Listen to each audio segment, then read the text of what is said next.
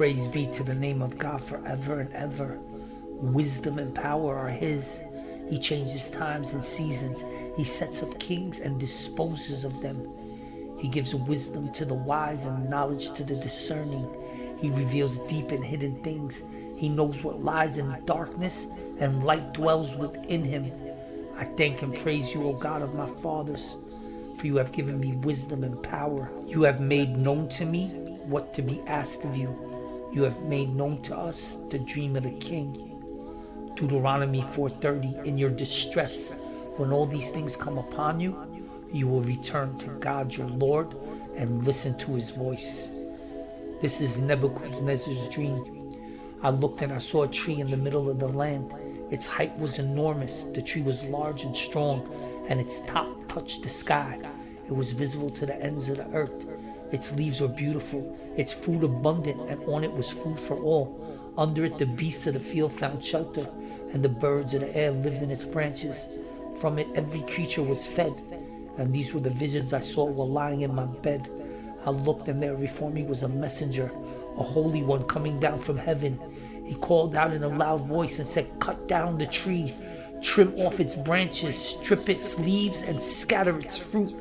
Let the animals feed from underneath it, and the birds from its branches, but let the stump and its roots, bound with iron and bronze, remain in the ground and the grass of the field. Let him be drenched with the dew of the heaven, and let him live with the animals and among the plants of the earth. Let his mind be changed from that of a man, and let him be given the mind of an animal, till 7 times pass by for him. The tree was the kingdom of Babylon. Since Nebuchadnezzar became haughty, God cut down his kingdom and made him live with the animals. Proverbs 15, a gentle answer turns away wrath, but a harsh word stirs up anger. I like that, yo. Showing off is the fool's idea of glory. Leviticus 27:44. Even so, when they are in the land of their enemies, I will neither reject them nor abhor them to destroy them completely and break my covenant with them, for I am God their Lord.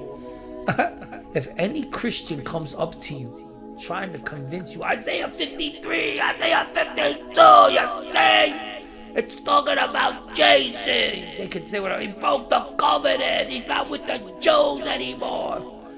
And then you don't know what to answer, because they come with a million different fake proofs, like little snakes, serpents, skirting the truth, going around, twisting, turning, jumping, lying, deceiving. That's what they do. So all you have to do is tell them, first of all, don't even get into a conversation with these people, because a fool will mock the wisdom of your words. But if you ever do, or you're forced to say something, you just tell them Leviticus 26:44, right there, to let you know that God never broke the covenant with the Jews. The opposite. He made it an eternal covenant. Yeah, there were 3 covenants because we kept breaking them because we were the ones that were misbehaving. So God was forced to break the covenant, but he gave a new one. And then the last one he gave, that was the one that lasted forever. Leviticus 26:44. Stop trying to fool the people. Only in the beginning of the second temple were the last prophets, Haggai, Malachi, and one more. I can't remember who it was, but those were the last 3.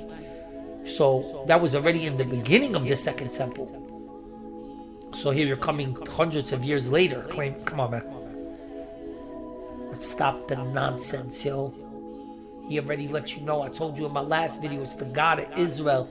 Unless you don't know, check. Show me. Did he call himself after any other nation? He didn't. Show me where he called himself after the God of Mecca, the God of Rome, the God of Babylon, the God. Never, bro. It's the God of Israel.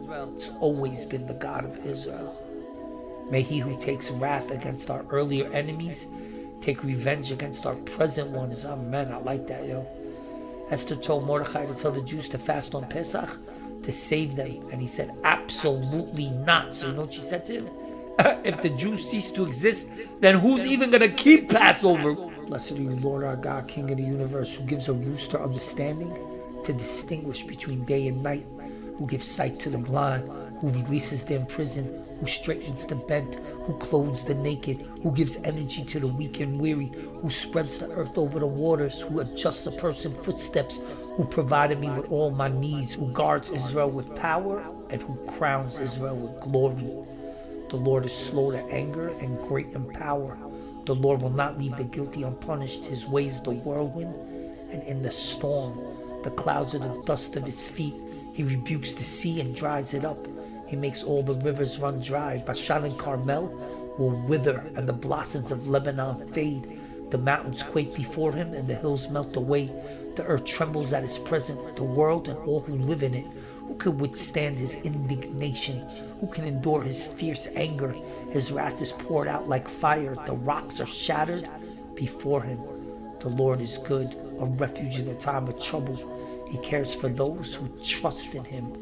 I want you to pay extra close attention to what I'm about to say. Woe to the city of blood, full of lies, full of plunder, never without a victim.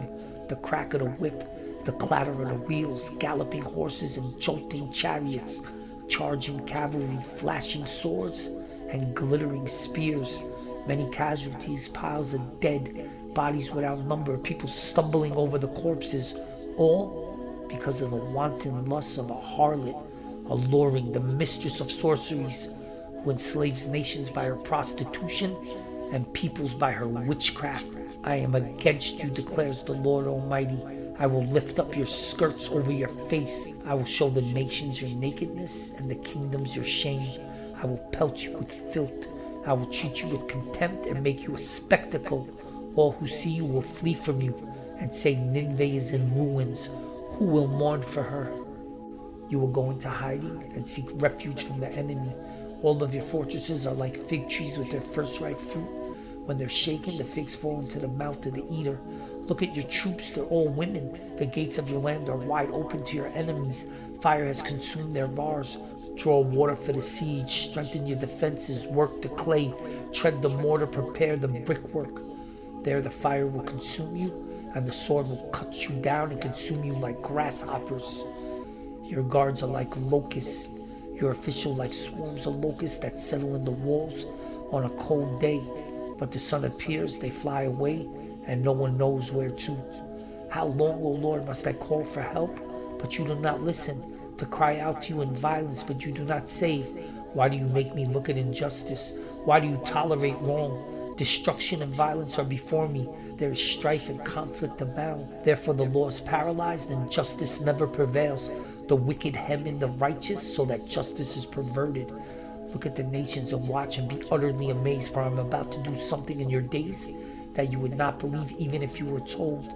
I'm raising up the Babylonians, that ruthless and impetuous people who sweep across the whole earth to seize dwelling places, not their own. They are feared and dreaded people. They are a law unto themselves and promote their own honor. Their horses are swifter than leopards, fiercer than wolves at dusk. They all come bent on violence. Their hordes advance like a desert wind and gather prisoners like sand. They deride kings and scoff at rulers. They laugh at the fortified cities.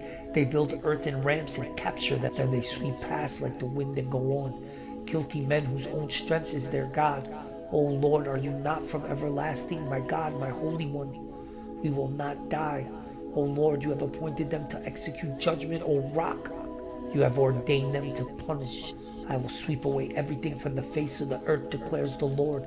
I will sweep away both men and animals. I will sweep away the birds of the air and the fish of the sea.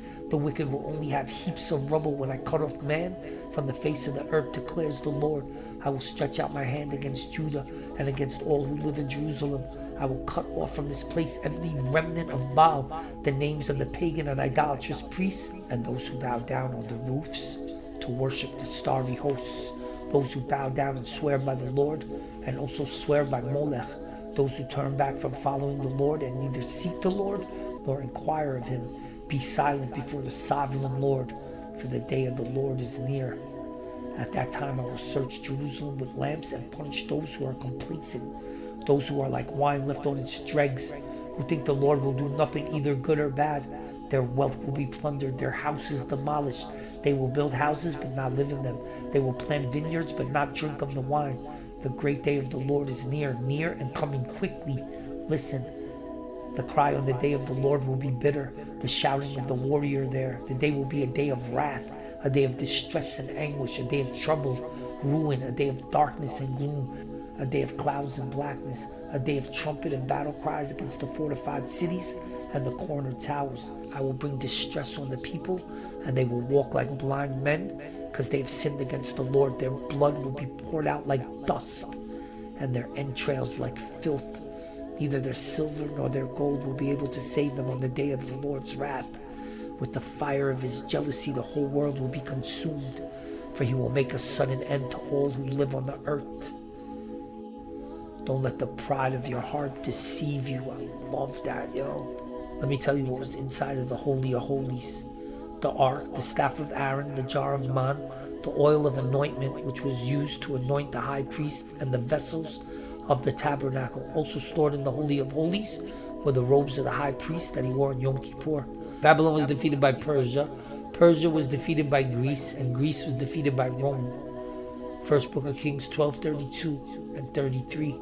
And Jeroboam ordered a feast in the 8th month, on the 15th day of the month, which he advised of his own heart. Jeroboam moved the holiday of Sukkot from the 7th of the month to the 8th of the month, declaring his own holiday. Wow. 2,000 towns over which King Yani ruled were all destroyed because of its inhabitants would habitually swear to the truth of any matter. Although they would fulfill their oaths, the towns were destroyed. It doesn't say don't swear in my name in vain. It says don't take my name in vain.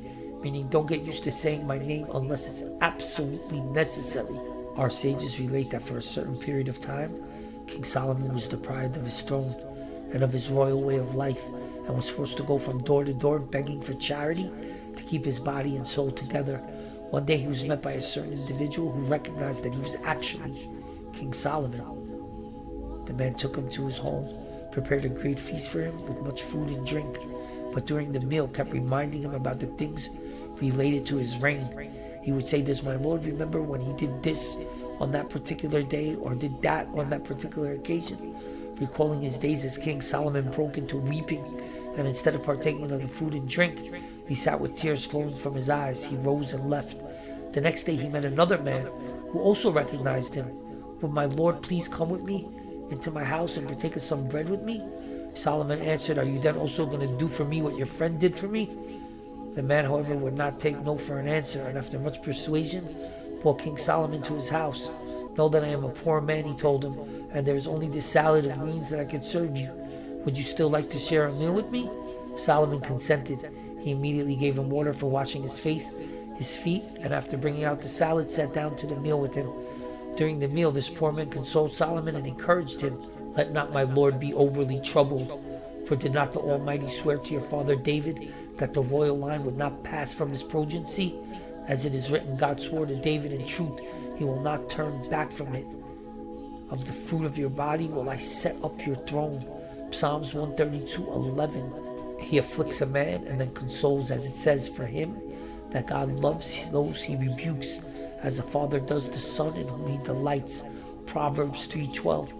The Almighty will yet return you to your throne. When King Solomon heard these words, his spirits were uplifted, and he ate heartily. In time he returned home, and then he wrote down in his book of Proverbs, better is a meal of greens where love is than a salted ox and hatred. Proverbs 15:17. Here's another proof that breaking a vow could be deadly. Nebuchadnezzar, king of Babylon, was eating a live rabbit. King Zedekiah saw this and said, what are you doing? Nebuchadnezzar felt embarrassed and made him swear that he wouldn't tell anybody, and he did. Years later, Zedekiah rebelled against Nebuchadnezzar and told the people how cruel of a man he was and what he had done with the rabbit. When Nebuchadnezzar found out that he broke his vow, he approached the Sanhedrin and asked them, did you annul his vow? So they said yes. But he said, how could you do that if I wasn't present?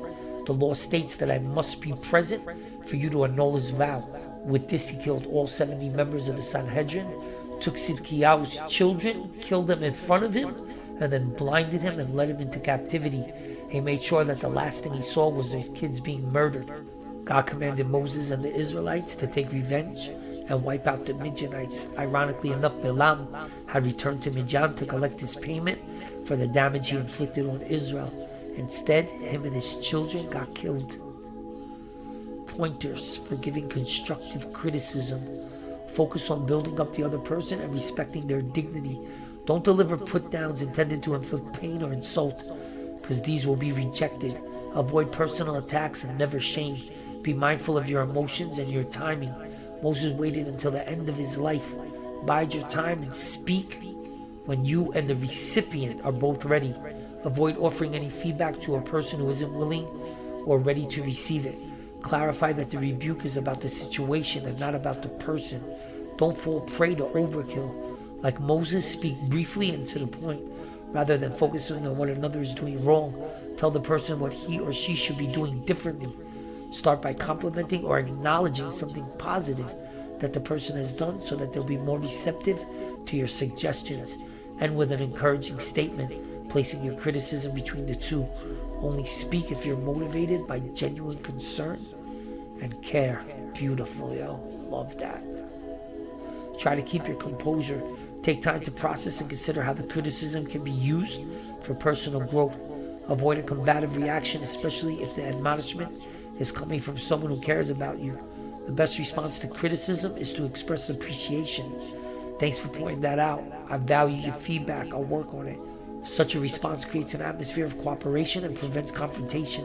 The Torah portion of Devarim is read on the Shabbat preceding Tisha B'Av, the date on which both holy temples were destroyed. The Talmud states that the reason for the destruction of the temple was that the people would be failed to rebuke one another. What does the Talmud mean by this? Maimonides explains that the driving force for criticizing others should be your love for them and your desire that they don't hurt themselves. Most of us only criticize the behavior of others when it bothers us, not when it's harmful to them. We may ignore the actions of family and friends that are clearly detrimental to them, but we'll rush into action if they do or say something that's disruptive to us. The Talmud is reminding us that we didn't care enough to prevent others from harming themselves. Such behavior epitomizes baseless hatred, which the Talmud lists as the reason that the second temple was destroyed. After the sin of spies, God became angry with the Israelites and said to Moses in Malachi 1:11, "Even the nations of the world praise me, as it is written, from the rising of the sun until its setting, my name is great among the nations. And you, how many miracles have I done for you? Still, you have provoked me." Look, Hashem tells you right to your face, yo. He's not worried about it. When a master buys a slave, the slave cooks, cleans, and does everything for the master. But God is telling the Israelites the opposite happened. I redeemed you from slavery and made you mine. I fed you in the desert for 40 years. I washed your clothes with the sun and the clouds. I smoothed the way for you when the ark let out 2 flames of fire to destroy everything in your path.